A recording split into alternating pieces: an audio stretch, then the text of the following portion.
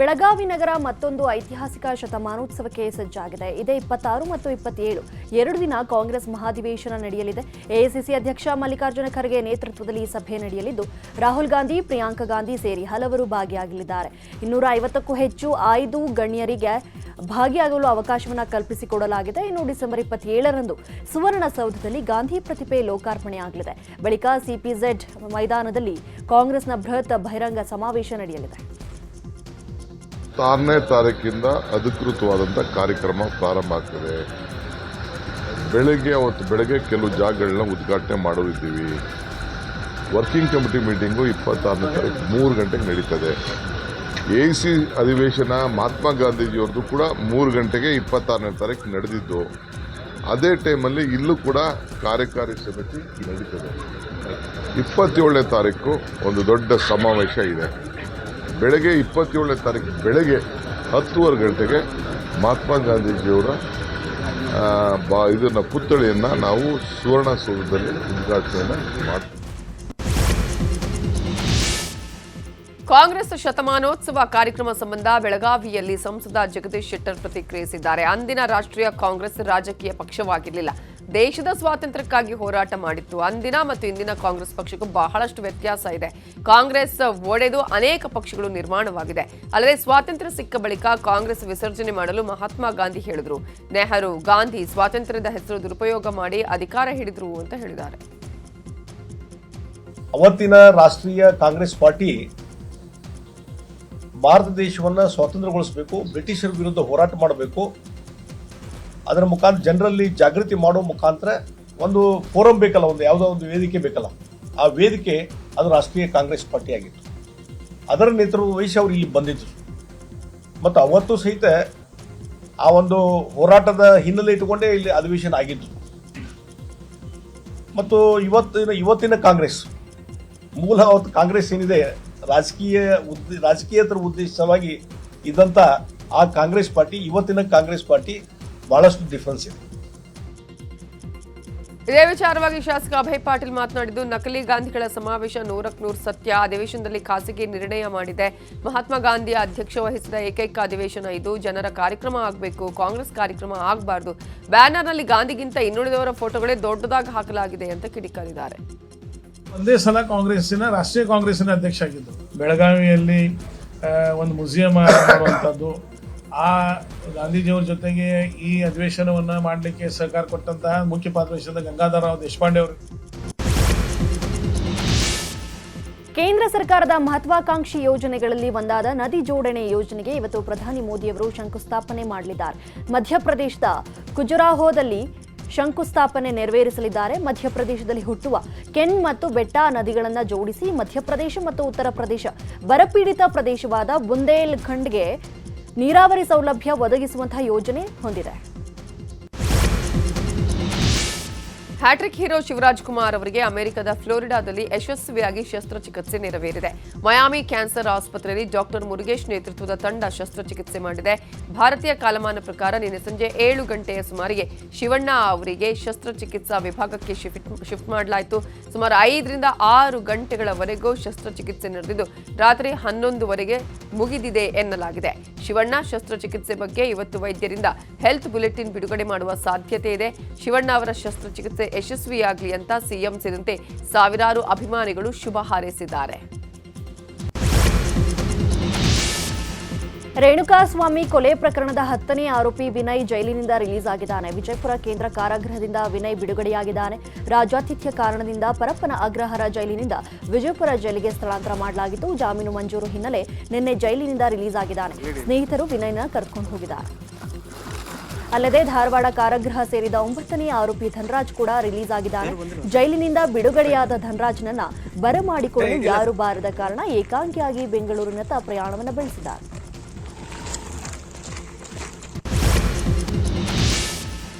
ಕೃಷಿ ಹೊಂಡದಲ್ಲಿ ಸೋಡಿಯಂ ಸ್ಫೋಟಗೊಳಿಸಿ ಜೈಲು ಪಾಲಾಗಿದ್ದ drone ಪ್ರತಾಪ್ಗೆ Madhugiri court ಜಾಮೀನು ಕೊಟ್ಟಿತ್ತು. ನಿನ್ನೆ ಜೈಲಿನಿಂದ ಬಿಡುಗಡೆಯಾದ ಬಳಿಕ ಮಾತನಾಡಿದ ಪ್ರತಾಪ್, ದೇಶಾದ್ಯಂತ 100 ಜನ ಎಕ್ಸ್ಪೆರಿಮೆಂಟ್ ಮಾಡಿ ಪೋಸ್ಟ್ ಮಾಡಿದ್ದಾರೆ. ಕೆಜಿಗಟ್ಟಲೆ ಸೋಡಿಯಂನ ಬಳಸಿ ಸೈನ್ಸ್ ಎಕ್ಸ್ಪೆರಿಮೆಂಟ್ ಮಾಡಿದ್ದಾರೆ. ಅವರನ್ನೆಲ್ಲ ಯಾಕೆ ಅರೆಸ್ಟ್ ಮಾಡಿಲ್ಲ? ನನ್ನೊಬ್ಬರನ್ನೇ ಏಕೆ ಅರೆಸ್ಟ್ ಮಾಡಿದ್ರು? ದೇಶದ ಎಲ್ಲಾ ನಾಗರಿಕರಿಗೂ ಒಂದೇ ಕಾನೂನು ಅಲ್ವಾ ಅಂತ ಪ್ರಶ್ನೆ ಮಾಡಿದ್ದಾರೆ. ನೂರಾರು ವಿಡಿಯೋ ಇದೇ ಸೋಡಿಯಂ ಎಕ್ಸ್ಪೆರಿಮೆಂಟ್ ಮಾಡಿ ಪೋಸ್ಟ್ ಮಾಡಿದ್ದಾರೆ, ವಿಜ್ಞಾನದ ಎಕ್ಸ್ಪೆರಿಮೆಂಟ್ ಮಾಡಿ. ಮೊಬೈಲ್ ಕೊಟ್ಟರೆ ತೋರಿಸ್ತೀನಿ. ಅವ್ರನ್ನೆಲ್ಲ ಏನಕ್ಕೆ ಅರೆಸ್ಟ್ ಮಾಡಿಲ್ಲ, ನನ್ನೊಬ್ಬನ್ನೇ ಏನಕ್ಕೆ ಅರೆಸ್ಟ್ ಮಾಡಿದ್ದೀರಾ? ತುಂಬ ಜನ ಯೂಟ್ಯೂಬರ್ಸು ಅಬ್ರಾಡಲ್ಲಾಗಿರ್ಬೋದು ಅಥವಾ ನಮ್ಮ ದೇಶದಲ್ಲಾಗಿರ್ಬೋದು, IPC ದೇಶದಲ್ಲಿ ಎಲ್ರಿಗೂ ಒಂದೇ, ಕಾನೂನು ಎಲ್ರಿಗೂ ಒಂದೇ, ಒಬ್ರಿಗೂ ಒಂಥರ ಅಲ್ಲ. ನನ್ನೊಬ್ಬನ ಮಾತ್ರ ಏನಕ್ಕೆ ಅರೆಸ್ಟ್ ಮಾಡಿದ್ದೀರಾ? ಬೇರೆಯವರೆಲ್ಲ ಸೇಮ್ ಸೈನ್ಸ್ ಎಕ್ಸ್ಪೆರಿಮೆಂಟು KG ಗಟ್ಟಲೆ ಸೋಡಿಯಂ ಯೂಸ್ ಮಾಡಿದ್ದಾರೆ, 1 kg ಹಿಂಗೆಲ್ಲ ಯೂಸ್ ಮಾಡಿದ್ದಾರೆ. ಕ್ರೇಜಿ XYZ ಅನ್ನೋ ಯೂಟ್ಯೂಬರ್ ಯೂಸ್ ಮಾಡಿದ್ದಾರೆ. ಕ್ರೇಜಿ XYZ ಅನ್ನೋ ಯೂಟ್ಯೂಬರು, ಇನ್ನೊಬ್ರು ಮಿಸ್ಟರ್ ಇಂಡಿಯನ್ ಹ್ಯಾಕರ್ ಅನ್ನೋ ಯೂಟ್ಯೂಬರ್ ಮಾಡಿದ್ದಾರೆ. ಇಬ್ಬರು ಇಂಡಿಯಾದವರೇ, ನಮ್ಮ ದೇಶದವರೇ, ತುಂಬ ಜಾಸ್ತಿ ಸಬ್ಸ್ಕ್ರೈಬರ್ಸ್ ಹೊಂದಿರೋ ಯೂಟ್ಯೂಬರ್ಸು. ಅವ್ರ ಮೇಲೆ ತಗೊಳ್ದಿರೋ ಆ್ಯಕ್ಷನ್ನು ನನ್ನ ಮೇಲೆ ತಗೊಳ್ತೀರಾ ಅಂತಂದರೆ ಸಚಿವೆ ಲಕ್ಷ್ಮೀ ಹೆಬ್ಬಾಳ್ಕರ್ಗೆ CT ರವಿ ಅವಾಚ್ಯ ಶಬ್ದ ಬಳಕೆ ಮಾಡಿದ್ದಾರೆ ಎನ್ನಲಾದ ವಿಚಾರದಲ್ಲಿ ಕಾಂಗ್ರೆಸ್ ಬಿಜೆಪಿ ನಡುವೆ ಸಮರ ಶುರುವಾಗಿದ್ದು, ಪ್ರಕರಣವನ್ನ ಸರ್ಕಾರ CID ತನಿಖೆಗೆ ಕೊಟ್ಟಿದೆ. ಸರ್ಕಾರದ ಆದೇಶಕ್ಕೆ ಗವರ್ನರ್ ಮಧ್ಯಪ್ರವೇಶ ಮಾಡಬೇಕು ಅಂತ ಬಿಜೆಪಿ ಆಗ್ರಹ ಮಾಡಿದೆ. ನಿನ್ನೆ ಸಂಜೆ ಗವರ್ನರ್ ಥಾವರ್ ಚಂದ್ ಗೆಹ್ಲೋಟ್ ಅವರನ್ನ ಭೇಟಿ ಮಾಡಿರುವ ಬಿಜೆಪಿ ನಿಯೋಗ ಸತ್ಯಶೋಧನೆ ನಡೆಸಲು ಮನವಿ ಮಾಡಿದೆ. ಬಳಿಕ ಮಾತನಾಡಿದ ಪ್ರತಿಪಕ್ಷ ನಾಯಕ R ಅಶೋಕ್ ಪೊಲೀಸರ ವಿರುದ್ಧ ಕಿಡಿಕಾರಿದರು. CT ರವಿ ಅವರನ್ನ ಬಂಧಿಸಿದ ಬಳಿಕ ಪೊಲೀಸರು ಟಾರ್ಚರ್ ಕೊಟ್ಟಿದ್ದಾರೆ ಅಂತ ಕಿಡಿಕಾರಿದ್ದಾರೆ. ನ್ಯಾಯಾಂಗ ತನಿಖೆ ಆಗಬೇಕು. ಆ ದೃಷ್ಟಿಯಿಂದ ಈಗಾಗಲೇ ನಾವು ಗವರ್ನರ್ ಅವರಿಗೆ ವಿನಂತಿ ಮಾಡಿದಿರಿ. ನೀವು ಸಂವಿಧಾನದ ರಕ್ಷಕರು, ಸಂವಿಧಾನವನ್ನ ರಕ್ಷಣೆ ಮಾಡುವಂತ ಜವಾಬ್ದಾರಿ ತಮ್ಮೇಲಿದೆ. ಒಬ್ಬ ಸಾರ್ವಜನಿಕರಿಗೆ CT ರವಿ ಒಬ್ಬ MLC ಆಗಿದ್ರೆ ಅವ್ರ ಮೇಲೆ ಈ ತರ ಆದ್ರೆ ಇನ್ನು ಸಾರ್ವಜನಿಕರ ಪಾಡೇನು? ಅದರಿಂದ ತಾವು ಸಂವಿಧಾನವನ್ನ ರಕ್ಷಣೆ ಮಾಡಿ ಇದೊಂದು ಮಾಡಲ್ ಆಗ್ಬೇಕು, ಜನಗಳಿಗೆ ಒಂದು ಭರವಸೆ ಬರಬೇಕು. CT ರವಿ ವಿಚಾರಕ್ಕೆ ಸರ್ಕಾರದ ವಿರುದ್ಧ ಸಂಸದ ಬಸವರಾಜ ಬೊಮ್ಮಾಯಿ ಗರಂ ಆಗಿದ್ದಾರೆ. ಯಾರು ಹಲ್ಲೆ ಮಾಡಿದ್ದಾರೆ ಅಂತ CT ರವಿ ದೂರು ಕೊಟ್ಟಿದ್ದಾರೆ. ಆದರೆ FIR ಅಲ್ಲಿ ಅಪರಿಚಿತರು ಅಂತ ದಾಖಲು ಮಾಡಿದ್ದಾರೆ. ಸರ್ಕಾರದಿಂದ ನಿಷ್ಪಕ್ಷಪಾತ ತನಿಖೆ ಸಾಧ್ಯವಿಲ್ಲ. ಪ್ರಕರಣದಲ್ಲಿ ನ್ಯಾಯಾಂಗ ತನಿಖೆ ಆಗಲಿ ಅಂತ ಆಗ್ರಹ ಮಾಡಿದ್ರು. ಸಚಿವೆ ಲಕ್ಷ್ಮೀ ಹೆಬ್ಬಾಳ್ಕರ್ ಆಣೆ ಪ್ರಮಾಣದ ಹೇಳಿಕೆಗೆ MLC CT ರವಿ ಪ್ರತಿಕ್ರಿಯೆ ಕೊಟ್ಟಿದ್ದಾರೆ. ನನ್ನ ಮೇಲೆ ದೂರು ಕೊಟ್ಟು ಪೊಲೀಸ್ ದೌರ್ಜನ್ಯ ನಡೆಸಿ ಈಗ ಧರ್ಮಸ್ಥಳಕ್ಕೆ ಕರೆತಿದ್ದಾರೆ. ಕಾಲ ಮೀರ್ ಹೋಗಿದೆ. ಪೊಲೀಸ್ ವಿಚಾರಣೆ ಮುಗ್ದಿಲ್ಲ. ವಿಚಾರಣೆ ಮುಗಿದು ನ್ಯಾಯಾಲಯದ ತೀರ್ಪು ಬರಲಿ, ಆಮೇಲೆ ಅವರ ಹೇಳಿಕೆಗೆ ನಾನು ಪ್ರತಿಕ್ರಿಯೆ ಕೊಡ್ತೇನೆ. ಆದಷ್ಟು ಕೆಸರಿನಿಂದ ನಾನು ದೂರನೇ ಇರ್ತೀನಿ ಅಂತ ಹೇಳಿದ್ರು. ನಂಬಿದ್ದೀನಿ, ನೀವು ದೇವರನ್ನ ನಂಬಿದ್ದೀರಾ. ನಿಮ್ಮ ಊರಿಗೆ ತುಂಬ ಹತ್ರ ಧರ್ಮಸ್ಥಳ ಇದೆ, ಬನ್ನಿ ನೀವು ಪ್ರಮಾಣ ಮಾಡಿ, ನಾನು ಪ್ರಮಾಣ ಮಾಡ್ತೀನಿ. ಇದೇನು ಜನರಿಗೆ ಅಥವಾ ಸಮಾಜಕ್ಕೆ ತೋರಿಸೋದಲ್ಲ, ಆತ್ಮ ಸಾಕ್ಷಿಗೋಸ್ಕರ ಹೇಳ್ತಾ ಇರೋದು ಇದನ್ನ. ಇದರಲ್ಲೇನು ನನಗೇನು ರಾಜಕಾರಣ ಮಾಡಬೇಕಾಗಿಲ್ಲ. ನನಗೇನು ಹುಚ್ಚ ಆ ಶಬ್ದವನ್ನು ಅವ್ರು ಮಾತನಾಡಿದಾರೆ ಅಂತ ನಿಮ್ಮ ಎದುರುಗಡೆ ಕೂತ್ಕೊಂಡು ಒಬ್ಬ ಮಹಿಳೆಯಾಗಿ ನಾನು ಇಂಟರ್ವ್ಯೂ ಕೊಡ್ತಾ ಇದ್ದೀನಿ ಅಂತಂದ್ರೆ ನನಗೇನು ತಲೆ ಕೆಟ್ಟಿದೆಯಾ? ದೂರು ಕೊಟ್ಟು ಪೊಲೀಸ್ ದೌರ್ಜನ್ಯ ಎಲ್ಲ ಮಾಡಿಸಿ ಈಗ ಕರೀತಾ ಇದ್ದಾರೆ. ಕಾಲ ಮೀರಿ ಹೋಗಿದೆ. Police enquiry ಮುಗಿದಿಲ್ಲ. ಎನ್ಕ್ವೈರಿ ಮುಗಿದು ನ್ಯಾಯಾಲಯ ತೀರ್ಪು ಬರಲಿ, ಆಮೇಲೆ ಅವ್ರ ಹೇಳಿಕೆಗೆ ನಾನು ಪ್ರತಿಕ್ರಿಯಿಸ್ತೀನಿ. ನೆನ್ನೆ ಒಬ್ಬರು ಹಿರಿಯರು ಬಂದವರು ನನಗೊಂದು ಮಾತು ಹೇಳಿದ್ದಾರೆ, ರವಿ ಕೆಸರು ನಿನ್ನ ಮೇಲೆ ಬಿದ್ದರೂ ನೀನೇ ಹೋಗಿ ಸ್ನಾನ ಮಾಡಬೇಕು, ನೀನು ಹೋಗಿ ಕೆಸರಿಗೆ ಬಿದ್ದರೂ ನೀನೇ ಹೋಗಿ ಸ್ನಾನ ಮಾಡಬೇಕು, ಸಾಧ್ಯವಾದಷ್ಟು ಕೆಸರಿಂದ ದೂರ ಇರು ಅಂತ ಹೇಳಿದ್ದಾರೆ. ಅಶ್ಲೀಲ ಪದ ಬಳಕೆ ಪ್ರಕರಣದ ವಿಚಾರವಾಗಿ ಸಭಾಪತಿ ಬಸವರಾಜ ಹೊರಟ್ಟಿ, ಗೃಹ ಸಚಿವ ಪರಮೇಶ್ವರ್ ಹಾಗೂ DGಗೆ CT ರವಿ ದೂರು ಕೊಟ್ಟಿದ್ದಾರೆ. ಸದನದಲ್ಲಿ ನಡೆದ ಘಟನೆ, ಪೊಲೀಸರು ನಡ್ಕೊಂಡ ರೀತಿ ಬಗ್ಗೆ 7 ಪುಟಗಳ ವಿಸ್ತಾರವಾದ ದೂರು ಕೊಟ್ಟಿದ್ದಾರೆ. ಇನ್ನು ದೂರಿನಲ್ಲಿ ಲಕ್ಷ್ಮೀ ಹೆಬ್ಬಾಳ್ಕರ್, DK ಶಿವಕುಮಾರ್, ಪರಿಷತ್ ಸದಸ್ಯರಾದ ಬೋಸರಾಜ್ ಸೇರಿದಂತೆ ಹಲವರಿಂದ ಅವಾಚ್ಯ ಶಬ್ದ ಬಳಕೆ, ಜೀವ ಬೆದರಿಕೆ ಬಗ್ಗೆ ದೂರು ನೀಡಲಾಗಿದೆ.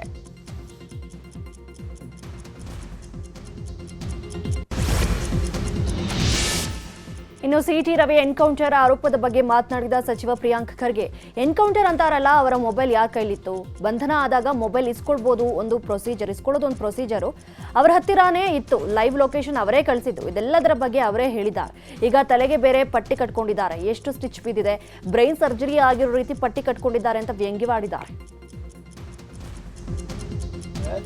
ಇವ್ರು ಎನ್ಕೌಂಟರ್ ಅಂತ ಇದ್ರಲ್ಲ, ಈ ಫೋನ್ ಅವ್ರ ಹತ್ರನೇ ಇತ್ತಲ್ಲ, ಅವರೇ ಲೈವ್ ಲೊಕೇಶನ್ ಕಳಿಸ್ತಾ ಇದ್ರಲ್ಲ ಎಲ್ಲರಿಗೂ.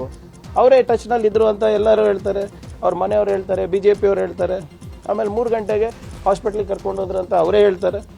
ಆ ಹಾಸ್ಪಿಟ್ಲಲ್ಲಿ ಎಷ್ಟು ಸ್ಟಿಚ್ ಬಿದ್ದಿದೆ ಗೊತ್ತಾ ನಿಮಗೆ? ಶೂನ್ಯ ಸರ್, ಫಸ್ಟ್ ಏಡ್ ಅಷ್ಟೇ. ಆದರೆ ಹಾಕೊಂಡಿರೋ ಪಟ್ಟಿ ನೋಡಿದ್ರೆ ನಾನು ಹೇಳ್ದಂಗೆ ಹೋಗಿ ಪಾಕಿಸ್ತಾನ ಯುದ್ಧದಲ್ಲಿ ಶ್ವೇತಾಗೌಡ ಚಿನ್ನ ಖರೀದಿಸಿ ವಂಚಿಸಿರೋ ಪ್ರಕರಣ ಸಂಬಂಧ ನಿನ್ನೆ ಮಾಜಿ ಸಚಿವ ವರ್ತೂರ್ ಪ್ರಕಾಶ್ ವಿಚಾರಣೆಗೆ ಹಾಜರಾಗಿದ್ರು. ಈ ವೇಳೆ 10.50 ಲಕ್ಷ ನಗದು ಹಾಗೆಯೇ 100 ಗ್ರಾಂ ಚಿನ್ನ, 3 ಬ್ರಾಸ್ಲೆಟ್, 1 ಚಿನ್ನದ ಉಂಗುರವನ್ನು ವಾಪಸ್ ಕೊಟ್ಟಿದ್ದಾರೆ. ನನಗೂ ಶ್ವೇತಾಗೂ ಸಂಬಂಧ ಇಲ್ಲ. ಶ್ವೇತಾ ಗಿಫ್ಟ್ ಅಂತ ನನಗೆ ಕೆಲವು ಒಡವೆಯನ್ನು ಕೊಟ್ಟಿದ್ರು ಅಷ್ಟೇ. ನನಗೂ ಅವರಿಗೂ ಯಾವ ಸಂಬಂಧ ಇಲ್ಲ ಅಂತ ಹೇಳಿದ್ದಾರೆ. ಏನು ಇವತ್ತು ಸುಮಾರು ಬಂಗಾರದ ಅಂಗಡಿಗಳಿಗೆ ಮೋಸ ಮಾಡಿರ್ತಕ್ಕಂಥ ಯುವತಿ ವರ್ತೂರ್ ಪ್ರಕಾಶ್ ಅವರ ಸ್ನೇಹಿತರು ಅಂತೇಳಿ ಪತ್ತಾಯಿತು. 100ಕ್ಕೆ 100 ಯಾವುದೇ ಸ್ನೇಹಿತರು ಅಲ್ಲ, ಫ್ರೆಂಡು ಅಲ್ಲ, 100ಕ್ಕೆ 100 ಸುಳ್ಳು. ನನಗೆ ಒಂದು 5-6 ತಿಂಗಳ ಮುಂಚೆ ನನಗೆ ಪರಿಚಯ ಆಗಿದ್ದು ನಿಜಾನೇ. ಸಾಮಾನ್ಯವಾಗಿ ಒಬ್ಬ ರಾಜಕಾರಣಿ ಅಂದಮೇಲೆ ಬೇಕಾದಷ್ಟು ಜನ ಮನೆಗೆ ಬಂದೋಗ್ತಾರೆ. ಅದೇ ರೀತಿ ಈ ಹುಡುಗಿ ಕೂಡ ಬಂದೋಗಿದ್ಲು. ನನ್ನ ಹೆಸರನ್ನು ಬಳಸ್ಕೊಂಡು ಬಂಗಾರದ ಅಂಗಡಿಯಲ್ಲಿ ಹೋಗಿ ಬಂಗಾರ ತಗೊಂಡು ಅದನ್ನು ಮಾರಾಟ ಮಾಡಿರ್ತಕ್ಕಂಥದ್ದು ಅದು ತನಿಖೆಯಿಂದ ನನಗೂ ಕೂಡ ಗೊತ್ತಾಗಿದ್ದು. ಅದು ಮತ್ತೆ ಇನ್ನೂ ಸುಮಾರು 20 ಕಂಪ್ಲೇಂಟ್ಗಳು ಈ ಆಕೆ ಮೇಲೆ ಬಂದಿರತಕ್ಕಂಥದ್ದು ಎಲ್ಲ ಹೊಸದಾಗಿ ಕೇಸು. ವರ್ತೂರ್ ಪ್ರಕಾಶ್ ಹಾಗೂ ವಂಚಕಿ ಶ್ವೇತಾ ಪರಿಚಯವಾಗಿದ್ದೇ ರೋಚಕ. ಫೇಸ್ಬುಕ್ ಮೂಲಕ ಇವರಿಗೆ ಪರಿಚಯ ಆಗಿತ್ತಂತೆ. ಬಳಿಕ ಮಾತುಕತೆ ನಡೆದಿದೆ. ವರ್ತೂರ್ ಪ್ರಕಾಶ್ ಹೆಸರು ಗುಲಾಬ್ ಜಾಮೂನ್ ಅಂತ ಶ್ವೇತಾ ಸೇವ್ ಮಾಡಿದ್ರೆ, ಶ್ವೇತಾಗೆ ಚಿನ್ನು ಅಂತ ವರ್ತೂರ್ ಪ್ರಕಾಶ್ ಮೆಸೇಜ್ ಮಾಡ್ತಿದ್ರಂತೆ.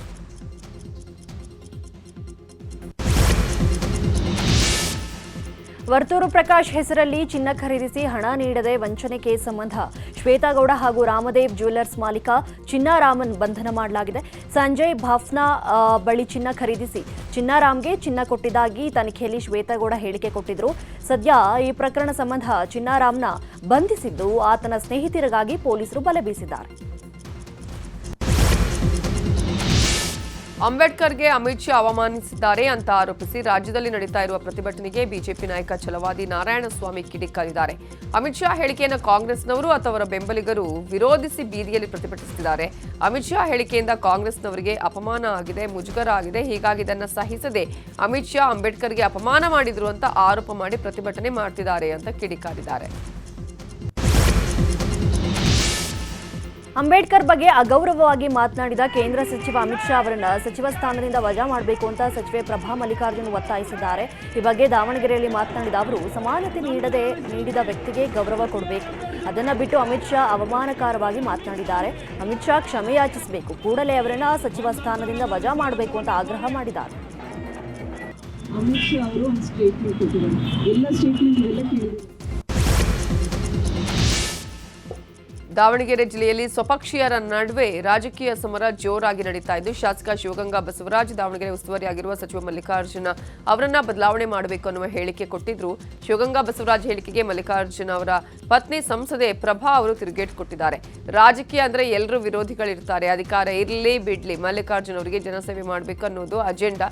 ಯಾವ ರೀತಿ ಜನರ ಸೇವೆ ಮಾಡಬೇಕು ಅಂತ ಬೇರೆಯವರಿಂದ ಕಲಿಬೇಕಾಗಿಲ್ಲ. ಶಿವಗಂಗಾ ಬಸವರಾಜ್ ಏನ್ ಬೇಕೋ ಅದನ್ನ ಹೇಳಲಿ, ಅದಕ್ಕೆಲ್ಲ ಎಲೆಕ್ಷನ್ ನಲ್ಲಿ ಜನ ಉತ್ತರ ಕೊಡ್ತಾರೆ ಅಂತ ಟಾಂಗ್ ಕೊಡ್ತಾರೆ. ಕೋಲಾರ ಜಿಲ್ಲೆಯ ಬಂಗಾರಪೇಟೆಯಲ್ಲಿ ಖಾಸಗಿ ಒಡೆತನದ ಗಾಲ್ಫ್ ಸಂಸ್ಥೆಯೊಂದಕ್ಕೆ ಸರ್ಕಾರಿ ಸ್ವಾಮ್ಯದ 54 ಎಕರೆ ಜಮೀನು ಮಂಜೂರು ಮಾಡುವ ಪ್ರಯತ್ನ ಆಗಿದೆಯಂತೆ. ಇದಕ್ಕೆ ಬಂಗಾರಪೇಟೆ ಕಾಂಗ್ರೆಸ್ ಶಾಸಕ ಎಸ್ಎನ್ ನಾರಾಯಣಸ್ವಾಮಿ ಕುಮ್ಮಕ್ಕು ಕೊಡ್ತಿದ್ದಾರೆ ಅಂತ ಮಾಜಿ ಸಂಸದ ಎಸ್ ಮುನಿಸ್ವಾಮಿ ಆರೋಪಿಸಿದ್ದಾರೆ. ಬಂಗಾರಪೇಟೆ ತಾಲೂಕಿನ ವಗೆಯನ್ನ ದಿನ್ನೆಯಲ್ಲಿ 54 ಎಕರೆ ಸರ್ಕಾರಿ ಒಡೆತನದ ಗೋಮಾಳ ಜಮೀನು ಈಗಾಗಲೇ ಕಬಳಿಕೆಯಾಗಿದೆ. ಈ ಹಿಂದೆ ಜಿಲ್ಲಾಧಿಕಾರಿಗಳು ಒತ್ತುವರಿ ತೆರವು ಮಾಡಲು ಮುಂದಾಗಿದ್ರು. ಆದರೆ ಇದೀಗ ಕಂದಾಯ ಇಲಾಖೆಯಿಂದಲೇ ಸರ್ಕಾರಿ ಶುಲ್ಕ ಪಾವತಿಸಿ ಜಮೀನು ಮಂಜೂರು ಮಾಡುವ ಕೆಲಸ ಆಗ್ತಿದೆ. ಖಾಸಗಿ ಗಾಲ್ಫ್ ಸಂಸ್ಥೆಗೆ ಜಮೀನು ಮಂಜೂರು ಮಾಡಿದ್ದೇ ಆದಲ್ಲಿ ಕೋಲಾರ ಜಿಲ್ಲಾ ಬಿಜೆಪಿಯಿಂದ ಹೋರಾಟ ಮಾಡ್ತೇವೆ ಎಂದಿದ್ದಾರೆ. ಮಕ್ಕಳನ್ನ ಕಿಡ್ನಾಪ್ ಮಾಡಿ ಹಣಕ್ಕೆ ಬೇಡಿಕೆ ಇಟ್ಟ ಜ್ಯೋತಿಷಿಯನ್ನ ಬಂಧಿಸಿರುವ ಘಟನೆ ಕೋಲಾರದ ಬಂಗಾರಪೇಟೆಯಲ್ಲಿ ನಡೆದಿದೆ. ರಾಯಚೂರು ಮೂಲದ ಜ್ಯೋತಿಷಿ ವಿಷ್ಣುರಾವ್ ಕೋಲಾರದ 4 ಬಾಲಕರನ್ನ ಅಪಹರಿಸಿದ್ದ. ಲಾಡ್ಜ್ನಲ್ಲಿ ಮಕ್ಕಳನ್ನ ಕೂಡಿ ಹಾಕಿ ಪೋಷಕರಿಂದ ಹಣಕ್ಕೆ ಬೇಡಿಕೆ ಇಟ್ಟಿದ್ದ. ಅಲ್ಲದೆ ಟೈಮ್ ಸರಿ ಇಲ್ಲ ಅಂತ ಮಕ್ಕಳನ್ನ ವಾಮಾಚಾರಕ್ಕೆ ಬಳಸಲು ಮುಂದಾಗಿದ್ದ ಎನ್ನಲಾಗಿದೆ.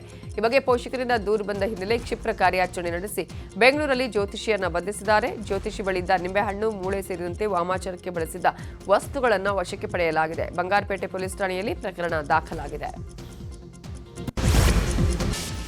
ಕೋಲಾರ ಜಿಲ್ಲೆಗೆ ವರದಾನವಾಗಿರುವ ಕೆಸಿ ವ್ಯಾಲಿ ಯೋಜನೆಯ ಸಂಸ್ಕರಿಸಿದ ನೀರು ಕೋಲಾರ ತಾಲೂಕಿನ ಕೆರೆಗಳು ತುಂಬಿ ಇದೀಗ ಮುಳಬಾಗಿಲು ತಾಲೂಕಿಗೆ ಹರಿತಾ ಇದೆ.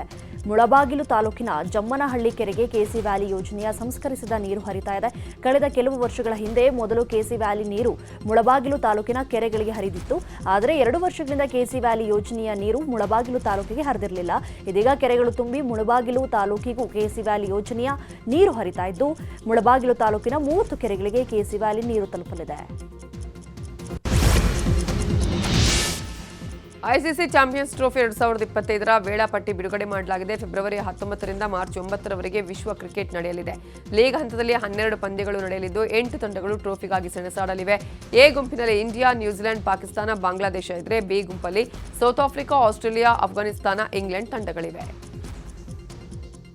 2025ರಲ್ಲಿ ನಡೆಯಲಿರುವ ಚಾಂಪಿಯನ್ಸ್ ಟ್ರೋಫಿ ವೇಳಾಪಟ್ಟಿಯನ್ನ ಅಂತಾರಾಷ್ಟ್ರೀಯ ಕ್ರಿಕೆಟ್ ಸಮಿತಿ ಕೊನೆಗೂ ಪ್ರಕಟಿಸಿದೆ. ಬದ್ಧ ವೈರಿಗಳಾದ ಭಾರತ ಹಾಗೂ ಪಾಕಿಸ್ತಾನ ತಂಡಗಳು ಒಂದೇ ಗುಂಪಲ್ಲಿ ಸ್ಥಾನ ಪಡೆದಿದ್ದು ಫೆಬ್ರವರಿ 23ರಂದು ಪರಸ್ಪರ ಸೆಣಸಾಡಲಿವೆ.